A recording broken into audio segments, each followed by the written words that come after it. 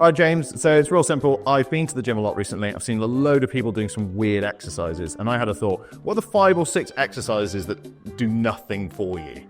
So, with regards to exercise do nothing for you, of course, every exercise does something. The question really is, should 99% of people be doing it? And often the answer is no. I'm going to show you the first one. So, number 1 is sit-up. So, a sit-up, people, I see them in the gym, they're like this, and they're doing this. I think they're doing it because it's easy, because they can lie down for a bit.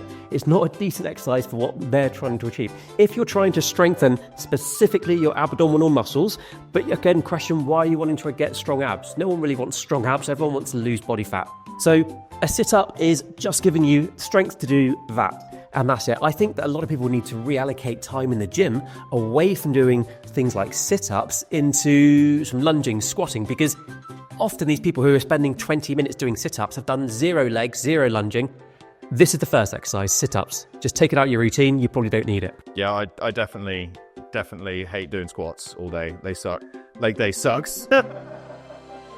All right, okay, so what's number 2 then? What do you reckon? So number 2 is useless exercise. It's along the same lines in the sense that, yes, it's doing something, it's strengthening the specific movement, but again, you've got to question, why do you want to get stronger at the movement I'm just about to show you? Most people don't actually want to get strong at a plank, that's the exercise. They need to reallocate time in the gym. So rather than doing this and just staying there with a phone timing you for 30 seconds or a minute and doing 3 or 4 sets of those, ditch the plank. You don't need to get strong at a plank. It's never going to be useful in your life. What you need to do is go off and do some running machine, stepper, lunging, squatting, strengthening of the upper body, a decent exercise that actually gives you bigger bang for your buck or bang for your time rather than something like a plank. The third one, I see it a lot. I don't know why I do. I mean, I do these because I do arm wrestling as a sport, so I need a strong arm and wrist.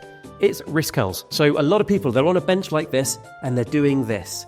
And I think that most people, especially males who just want to build muscle generally, need to spend way more time doing proper rows, pull-ups, all the rest of it, which will work your arms sufficiently. And I think in the long run, if you just build muscle doing the bigger movements, you'll probably be quite pleased with the forearm muscles you have. You don't need to do specific forearm movements. It's just not worth it for most people. No, that's like more of a physiotherapy workout. My physiotherapist said when I got carpal tunnel to do those because it like there's reasons for them, and of course doing wrist curls will strengthen the muscles in the forearm, and you build a little bit more muscle there. But your time could be better spent elsewhere. Exactly, the vast majority of people in the gym trying to build muscle spend your time doing bigger movements. You'll probably find your forearms grow way more than you anticipated, and certainly enough. What's next? Next thing is a machine. I've not got it in here, but it's the adductor machine. So when you see people sat there, squeezing the legs together, pulling the legs aside, yes, again, it works muscles specifically that you're working when you do the movement. Again, though, you need to think, why are you doing it? I see people on these machines for 20 minutes and they've probably not done any proper big movements like a lunge or... Well, it's a tiny muscle on the inside of your leg, doesn't it? Yeah, that's it. It's just a very isolated muscle. Rather than working an isolated muscle on the inside of the leg, how about doing a big lunge or a squat or deadlift, stiff leg deadlift, something that just works things in a bigger movement. You spend less time in the gym doing all these fiddly little movements. You get a bigger bang for your buck or time that you're putting in, and that's the key thing. Lunges will do the same thing, but work a load more muscle. Yeah, that's it. And a lot of people, maybe they'll do the abductor one, putting your legs aside because they want to really target the bum or the glutes. Females will do that. But I do think that most of them are going to get better results if they just spend more time doing walking lunge. This one does my head in. Loading up here and doing a side bend and like that the other way. Look, it's Dr. Zeus character. It's just not worth it. And so actually worse than that is when they have a weight in each hand. So they basically... Oh, so they counterbalance. They counterbalance and they're just doing that. It's not good. I don't imagine it being... What's that trying to work? Well, in theory, with one weight, it's working the muscle here on the side, but you don't need to do that. Don't worry about that exercise. Do bigger movements, shoulder press, lunging, squatting, bench press, rows, all the other things that actually work a lot of muscle, and don't do a specific movement in the back there. It's working basically a quadratus lumborum, that kind of area. It's not a muscle that you need to specifically work. And also, if you get back pain, it's probably not a great thing to do, loading up and going side to side over and over again.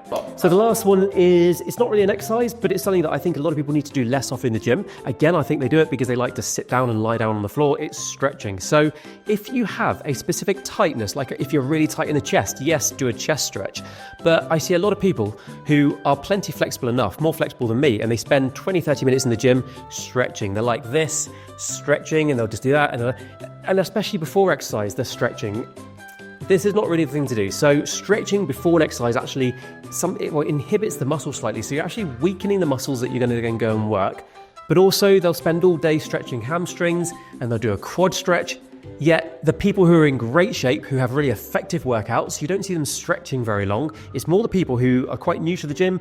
They're thinking to themselves, well, I don't really know what I'm doing, but I know stretching looks a bit exercisey. So they go to the gym, they'll do some stretching and they'll think that they're... You're not about to play rugby match in the gym. They think they're going to have a workout. They think they're working out by doing stretching.